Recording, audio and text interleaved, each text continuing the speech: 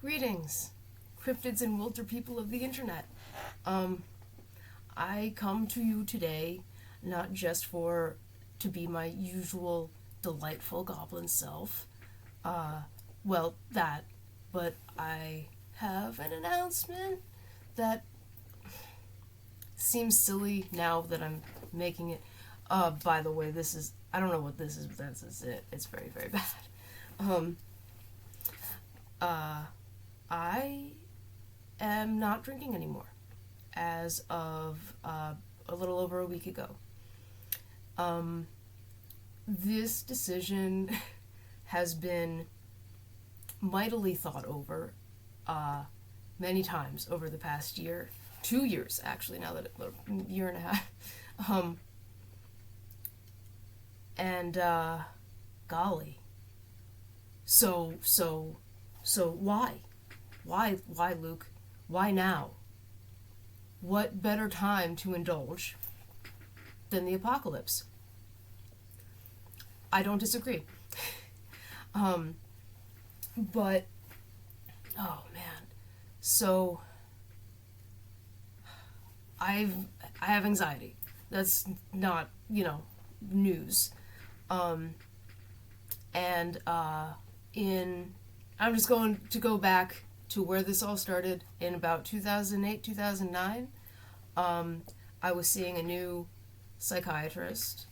I had finished my first year at Marlborough College. I had done, A's and B's. Well, yeah, I think I'd done pretty well. It was a long time ago.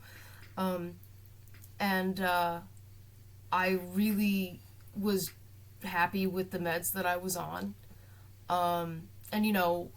When pressed, I mentioned that I had some anxiety, which I did. But it was not unmanageable, the anxiety I was experiencing. It was largely a result of my own then inability to regulate my own emotions and to keep stable interpersonal relationships, all BPD related stuff. So she prescribed me Klonopin. For those who don't know, Klonopin is similar to Xanax. It's longer acting. It's a benzodiazepine is the important thing. And I had never, I had been drunk maybe once or twice before this, and each time I had overdone it and gotten sick. And I was just fine to leave all that well enough alone. So she prescribed me Klonopin, and in short order, I was self-destructive with it. I would take it to deal with unmanageable emotions, and for a while I was taking it not as prescribed until I had my first seizure.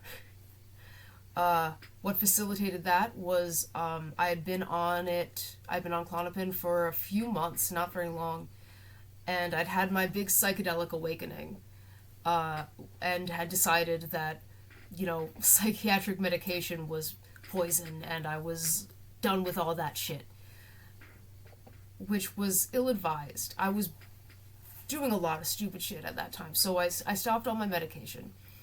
And I had my first seizure around that time. I passed out on the corner of a desk that got right in my eye, and I had this gnarly, eye bruise. This really looks like a bruise, but I swear it isn't.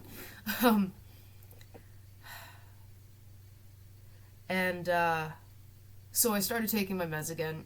Long story short, I was on Klonopin for 9 years. And I did not abuse it after that initial first month or two, because seizures are really, really terrifying. They're more terrifying for the people who have to witness them, but they're also, it's just you wake up and you don't know what's going on. You often, I wouldn't know where I was. I couldn't remember what had just happened. And usually you have an injury or two. So that all happened. And then, my shenanigans ultimately led to me becoming suicidal and attempting suicide and leaving college. But I stayed on Klonopin for 9 more years, and I thought that I had panic disorder because I started to notice that if I went to bed early and took my Klonopin early, I would wake up with a panic attack. And I didn't connect the dots between the last time I had taken Klonopin and my anxiety. But in hindsight, they were very connected. And I had never had a panic attack before I started taking Klonopin, and I started having them all the time. Apologies for all the ums and whatnot. So I moved down here to Virginia. You know, I was at this point taking as little as possible, so I would be taking about half of my prescribed dose, and only when I started to have very serious physical withdrawal symptoms. And that was not safe of me. I've had a total of 10 seizures as a result of benzodiazepine withdrawal. And that's too many. Like, each one of those, I easily could have died. Especially the one, like, when it happened in the street when I was alone. So it was all very, very bad. At this time, I wasn't drinking at all, really. I didn't need to. So then in 2018, 2017, I had moved up with a partner to Richmond, and I was trying to find a new psychiatrist. And I eventually found somebody, and this was the first person that had agreed to see me. I'd been looking for months. So when she told me that she would not be prescribing, not only, she wouldn't be prescribing my ADHD meds, she wouldn't be prescribing Klonopin, she would not be prescribing Wellbutrin, which is just an antidepressant, and she was going to cut the other medication, the other antidepressant that I was on, in half. So regardless of the withdrawal symptoms from the Klonopin, Cymbalta and Wellbutrin are both hellish to withdraw from, and should not be just quit cold turkey. So it was fucking awful. It was fucking awful.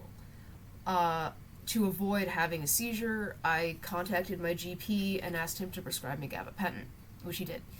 I didn't ask him to prescribe me Klonopin because it's, in the intermittent years since I had started taking it, it's become not the first line of defense against mild anxiety. Now, like, I recently spoke to somebody who was prescribed like 15 tablets of Xanax or alprazolam. That you don't get like 3 or 4 refills. You know, you don't get just prescribed 2 milligrams, which is the maximum dose. But I was fucking addicted to it. Anyway, that last time, thanks to the gabapentin, I didn't have any seizures that I can remember. I was alone a lot, and it was a very bad time. So maybe I did, but I managed to get off of it, is the important thing. Only to replace it, first with ketamine, and then with alcohol. And starting in basically the beginning of the pandemic, no, a year before the beginning of the pandemic, I started drinking every day, like a bottle of wine or a 6-pack of cider or more. At like, the most I could drink was like, I could drink an entire bottle of wine and then go to a party. So that was all very, very bad. And had to stop, basically. Like, my relationship with alcohol changed. I hadn't, before I had been, you know, drinking sometimes. It wasn't something that I needed to do, with social lubricant, if anything. And but then I started using it as my primary coping mechanism for pretty much everything. You know, it's like you have a bad day, you have a drink. You have a good day, you celebrate with a drink. It was it was bad. So about a year and a half ago, Christmas, I drank too much and was, you know, made an ass of myself and decided to stop drinking. Then I made it 2 weeks and thought, well, you know, it's probably not so bad. Like, it's alright if I drink like once a week. And that's happened a few times over the past year or so, and each time it quickly morphs into drinking every day. Not just drinking by myself. I see that as, excuse me, not terribly great.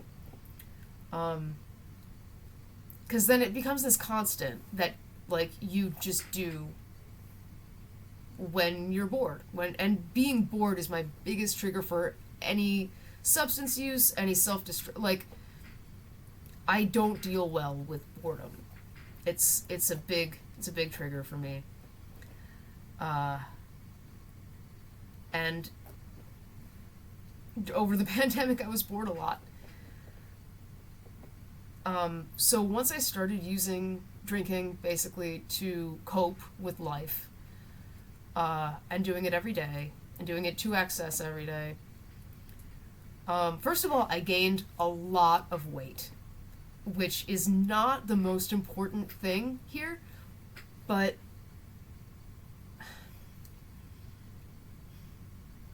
identifying as male, obviously, I prefer when my body is more androgynous, aka thinner. And just, like, with my own fucking being socialized as a white girl growing up, being skinny has always been a thing that I've wanted.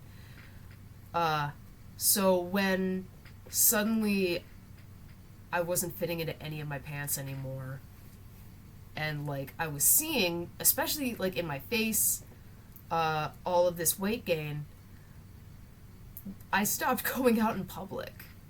I stopped taking selfies. I didn't make any videos, which wasn't, like, a habitual thing anyway, but I did not want to be seen. I did not want to be visually experienced because I hated the way that I looked.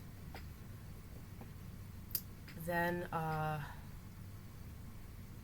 and of course, you know, I have this disorder that's, like, typified by unstable interpersonal relationships, and extremely volatile moods, and poor impulse control.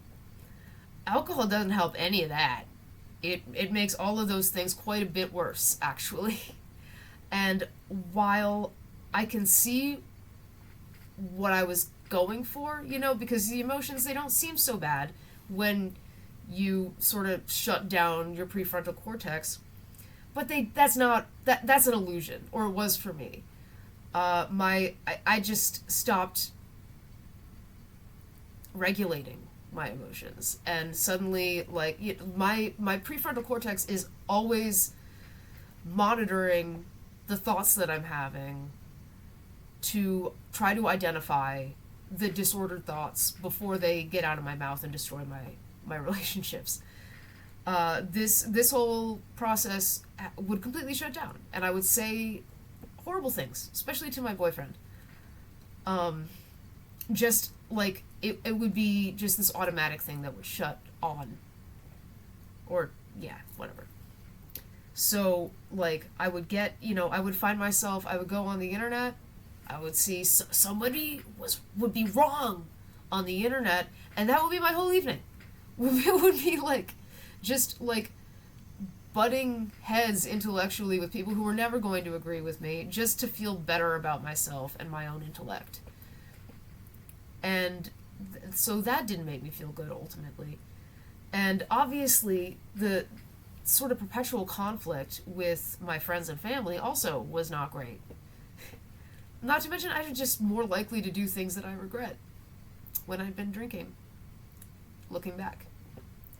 And over the past year or so, since I started drinking to cope instead of like just as a thing I could give or take, I am willing to bet real money that for every good time that I had while drinking, um, during which I did not do anything horribly regrettable or destructive, there were at least three circumstances where I did do or say something that I regretted, did something destructive, did something regrettable. And I've known that I should probably stop for a bit now. But I don't, like, I sometimes have difficulty setting boundaries with myself because I'll set the boundary and then I'll want to do the thing that I set the boundary about. And I'll remind myself, like, no, no, no, no. You set boundaries on this. And then I tell myself, yeah, but I know that asshole and he's, like, he's full of shit. And then also just the amount of rationalization and minimizing, etc., etc., etc., that I did. Especially what I would do is tell myself that the people I was, like, I live with my family, they do drink a lot. They have at least one drink every day, starting at 5. And that's not too much for your average bayer. It's too much for me, though. Like, it's too much for my specific case of borderline personality disorder. And just because I'm around people who can get away with that and not be, like, really deeply affected doesn't mean that it's going to fly for me. And, you know, it's been quite some time figuring that out. And then alcoholism runs in my family, both sides of my family, specifically on my mother's side. There is a long history of poverty, incest, depression, suicide, and addiction on that side of the family. My grandfather was a horrible alcoholic, and it, you know, it really affected my mom's family growing up, and it really affected my mom to this day. Then, on my dad's side, last summer, my Uncle Danny passed away from a heart attack after decades of homelessness and alcoholism. And he and I had a lot in common. I've always related to him more than anybody else in my family or even outside of it. We could really understand each other.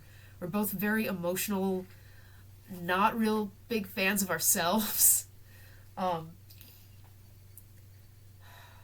And like my dad's siblings, there are 7 of them, he and the rest of them, had really done everything they could, like sending him to rehabs and putting him in contact with my dad's side of the family is from Southie, Boston. And Danny never really left Southie. And he never got married, he never had kids. He didn't have much of a career. He had been a mailman for a long time that he was very proud of, and then he'd hurt his knee and he couldn't do that anymore. And he just never could get out of South Boston. And I don't think he had a lot. He didn't care about himself enough to get better for him. And everybody else in the family had their own lives. So there was not a lot of stake in Danny getting better. Partially because he hadn't yet. And I haven't grieved for him yet. There's a memorial soon that I'm hoping to go to up in Boston. Just like the last time I talked to him, he was, you know, he would just call you or just text you. Sometimes that was a bad thing, sometimes because he could be like me. He could be very manipulative, and he would, you know, if it was really cold, he would text you about it being cold. And I was very pragmatic. I would look up, like, the temperature in Southie. It was, and I'm a hard ass about that kind of thing because I did have to sleep in snow in the high alpine deserts of Utah in the winter. So, like, I do know how cold is too cold, how cold is dangerous, but that's beside the point. Other times, he just wanted to talk. And I've always found it easier to talk to him than most people. And I mentioned to him that I was thinking about writing a book about, like a nonfiction book about my dad's family, because it's a very, very interesting bunch, which I'll have to get into another time. And Danny immediately was like, oh, that would be so healing for everybody. And he didn't really expect that kind of thing coming from Danny, because he was just, he had a vulgar sense of humor. He wasn't easy, he didn't easily express his emotions that way, or it didn't seem to me that he did, except when we would talk. We would, like, compare notes from our failed suicide attempts, And, like, when you have similar histories like that, especially with stuff like mental illness and the kind of stuff like suicide that people don't want to talk about, there's a camaraderie in talking about it. And there's it is healing to talk about. And, this is hard for me to talk about now because, again, I still haven't really grieved. And that side of the family is not really an emotional bunch. It's the kind of thing where it's like, they get together, sitting around a table, everybody's yelling, nobody's mad. Emotional in a fun way. And then also emotional in not so much fun ways that they don't really talk about. Anyway, that just knowing how much I have in common with Danny, that really gave me pause. Because, in my opinion, I could still easily go down that road. I've had a lot more therapy. My family my immediate family has been really incredible and so accepting and so, like, willing to learn new shit and, like, change their dynamics to fit me in a way that was healthy for everybody, that Danny didn't have.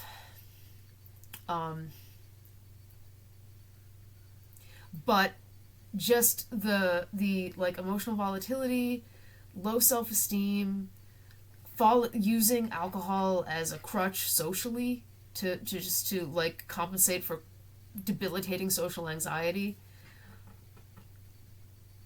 There's a lot there, and I don't want to risk it.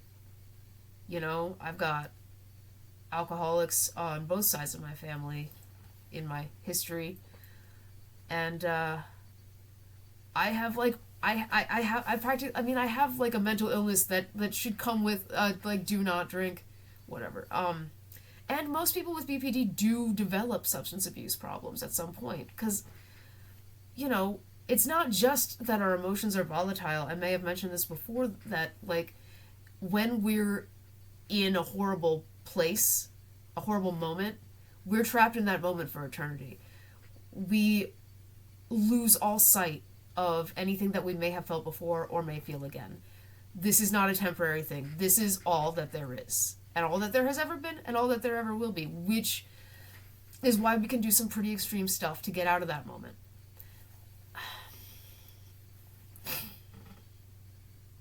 So, yeah, I have come to the conclusion that I would probably be better off if I stopped drinking. And it's been something that I've been doing gradually. That seems to have been best. And, yeah, it's time, and I'm glad that I made this decision, and I've flirted with sobriety from alcohol a few times in the past, but I've never actually taken it seriously, and I've definitely never, like, told anybody, especially on, like, a social media platform, that I was doing it. I think probably largely because I did not anticipate that it would last. And that way, you know, if I, like, relapse, if I decide not to be sober anymore, nobody knows that it's, like, a clinical or pathological thing. It's just, you know, a thing that I'm doing. And so that's, like, an example of some of this rationalization that's just silly. Yeah, so, Luke, how are you gonna do this? What with the apocalypse and all that? That's a really good question. I imagine I'll have to go to meetings. I went to AA in Brattleboro for a time when Jamie, my ex-fiance, was getting sober, and that was great. I loved those meetings. There was not a lot of spiritual emphasis. There wasn't, you know, the rules weren't very strict as far as who can talk when. It wasn't all that structured, and I really enjoyed it. My boyfriend is sober, and he has not had that experience with AA in Norfolk. It's a different place. But that's no excuse. I should probably go to meetings, if only just to meet other sober people. Because I'm a hermit in the best of times. I'm not going to get out there meeting new people when I have all the social anxiety and none of the coping skills. So the one big step I know for me is going to be making sober friends. And definitely going to have to start getting therapy. I only just found a nurse practitioner to prescribe my psych meds for me, and she hasn't gotten back to me when I contacted her to ask her to refill my medications. So I'm not, like, therapy has been on the back burner for over a year because I've just been trying to find a fucking psychiatrist and a GP who will fucking listen to me. But I no longer have that excuse.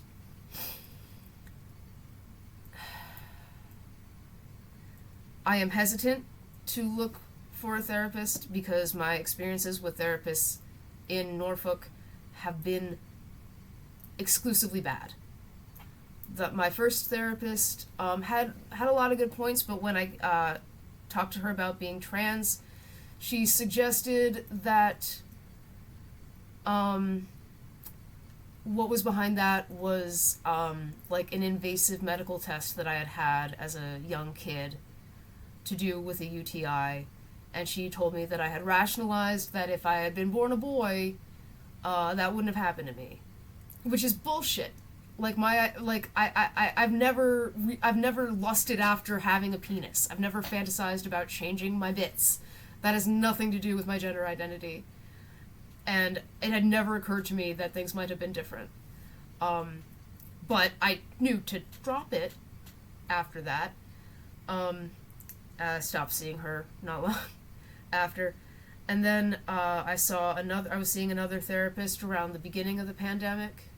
And she, right from the start, she had been very keen on me reliving my trauma in therapy and her, like, helping me work through it. Which is kind of silly in retrospect because I can recount everything that happened to me, everything traumatic that happened to me without getting emotional. It's just compartmentalized. And when we did this, walked through it together, she told me that my trauma had made me stronger, and that's just something you don't ever fucking say to somebody with PTSD. I understand why it might seem like the right thing to say, but my trauma didn't make me strong. It didn't make me any stronger than I already was. There's a quote from, oh God, I can't even remember his name. I think he wrote The Wheel of Time.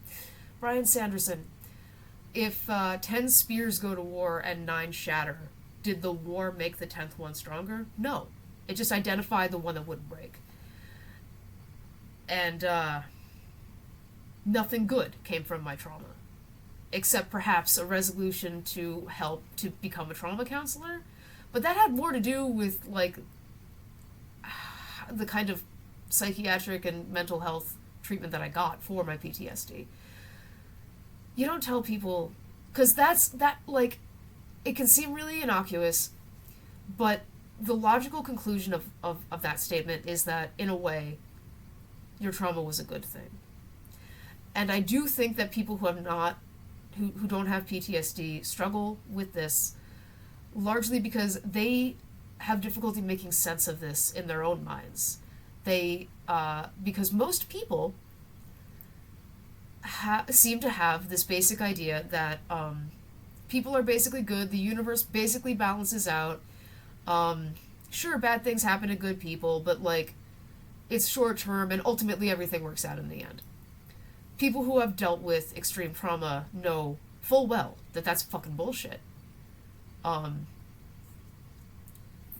Horrible things happen for no reason whatsoever. People can do a lot of harm and just get away with it for no other reason than it worked out that way. Things can happen to you that you don't deserve. Things can happen to you that no loving God would wish upon anybody. And so, like, to try to spin it in a way, I know it's just to try to make me feel good about it, but, like, it's fundamentally misunderstanding what trauma is, because it's not just a bad thing happening to you. It's this realization that, oh my God, horrific things can happen, and there's no justice to it, and there's no reason for it. And, like, that, I think, can be very hard for people to deal with, especially when it threatens their worldview, which is understandable.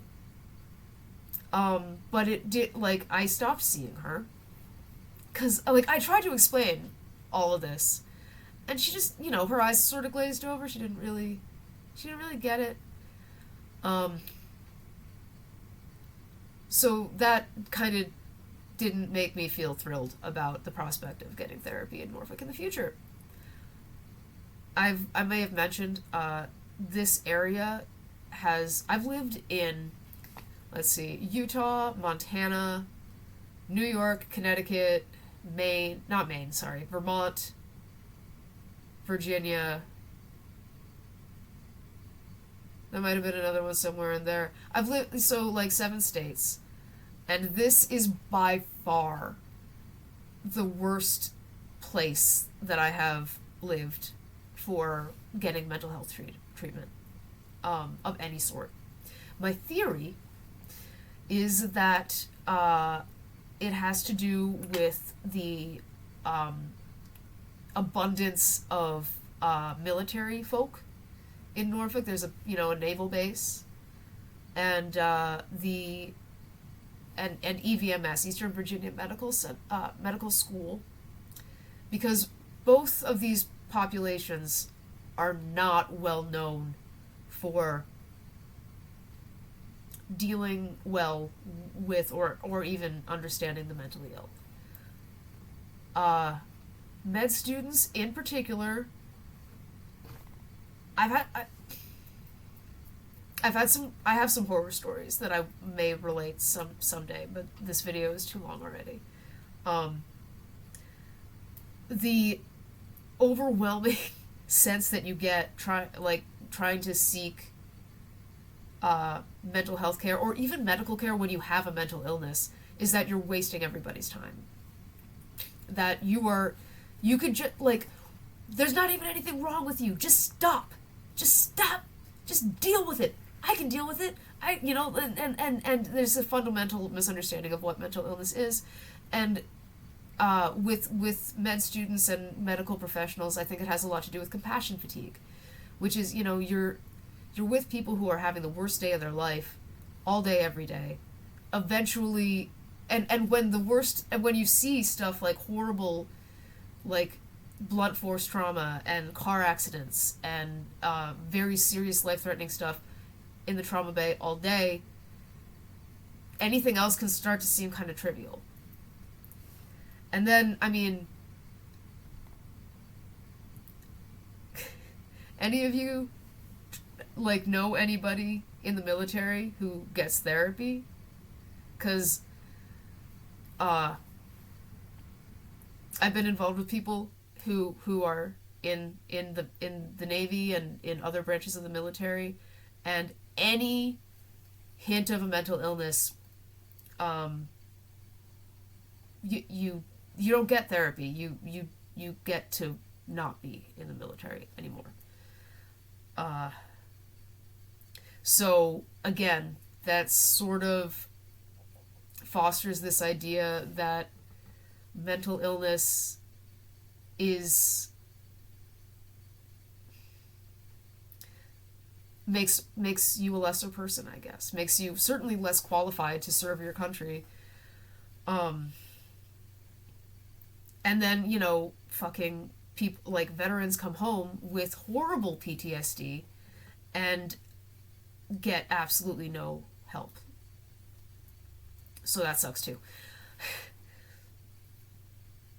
Anyway, part of trying to find sober friends is reaching out on my social media platforms. So, I can't imagine that that I have many subscribers who are sober. And sober asterisk, please, I'm not giving up marijuana. That's absurd. That's absolutely, like, marijuana actually does help me regulate my emotional state. And not to mention, it's one of the only things that help with my gastrointestinal pain and the back pain and shoulder pain that come from the adhesions that cause the gastrointestinal pain. So that's not going anywhere. That's medicine for me. Yeah. But alcohol? No longer. If any of you guys have fucking tips, even if you stopped like for a little while, I could use them. I've been doing really well. One thing that a friend advised me to do is remind myself that the cravings are temporary, because then I just use the same trick that I use when my whole entire brain is telling me that I will die and that I've never felt anything other than disaster. Because that's what it's like. Okay. Despite all of the things that your brain is telling you, this is not forever. So that's made things quite a bit easier. My significant other being back around after his time away makes things a lot easier. He's sober, and he's got more sober time under his belt. So there's that. I'm gonna go to meetings. There's an LGBTQ center that probably has meetings.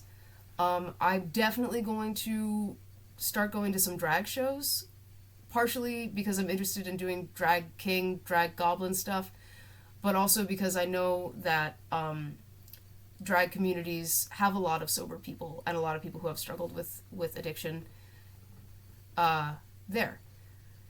And therapy. We're gonna try to find some therapy. Alright, so that's it. Bye.